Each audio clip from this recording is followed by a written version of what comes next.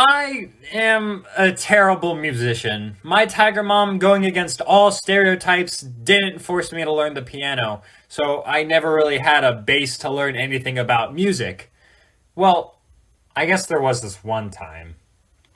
Because music is a required class in elementary school for some reason, I had to take it, but we didn't do a lot of hands on stuff.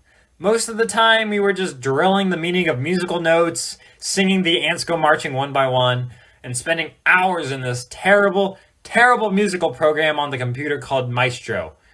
Maestro? Maestro. It was only in the third grade when my school actually gave us Snot Goblin's real instruments. When I heard the news, I was super excited. Oh boy, what are we gonna get? Flutes? Drums? A guitar? A tuba? Drums? And that instrument was, unfortunately, the recorder.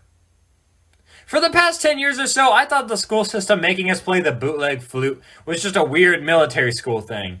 That's because at the time I was living in none of all places but Okinawa. Ah, the recorder, the magical instrument used to make grand orchestra covers. It's also known as being an instrument that's easy to pick up, also super cheap, because it is basically just a plastic stick with holes. Schools flooded the students with these things because they were so cheap, and also they wanted to teach kids how to play and get them interested in following the gracious path of music. Yeah, I see how that makes sense. But it doesn't exactly work if your music teacher's nuts. Introducing my third grade music teacher, Miss Claire Innette. Miss Clarinet was a very by the books kind of teacher. Probably the first and most important rule she told us when we got our recorders was not to randomly blow into them. That's because when you do, it sounds like you have a serious case of tinnitus. To some of you, this could seem like an easy task, but for a group of 8 and 9-year-olds, the pressure kept us on edge all year. I mean, you were even afraid to sneeze wrong near one of these things, because Miss Clarinet was always watching. But even with the fear of messing up being this high, we still tried our best to learn the songs.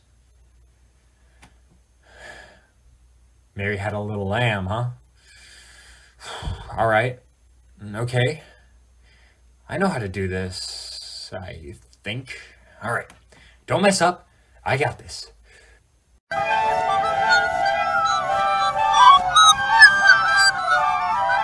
What? I mean, we tried, right? I didn't say we were any good. No, far from it, actually. If I were Miss Clarinet, I would have quit. Now, I don't know if she actually wanted us to test how far we've come musically, or just gave up, because at the end of the school year, she gave us a minute to try any notes we wanted. Terrible idea. How she didn't see this coming, I have no clue. I mean, as soon as those words came out of her mouth, every single kid in the class had the same exact idea. Surely you can't be serious. I am serious. And don't call me Shirley. Just play whatever you want for the next few. I mean, it was like our collective minds came together telepathically and went, oh yeah, this is happening.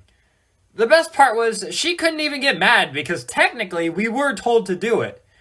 So I sat there looking around like, did that really just happen? That just happened. Whoa. And she just stood there, proud of our accomplishments, no doubt. And to this day, I'm still bad at playing instruments. I mean, I can play the ukulele. Well, when I say I can play it, I mean I can play like Country Roads and 2 Jimmy Buffett songs. And that's it. And that's really all I need because I could just compensate for that with my amazing singing skills.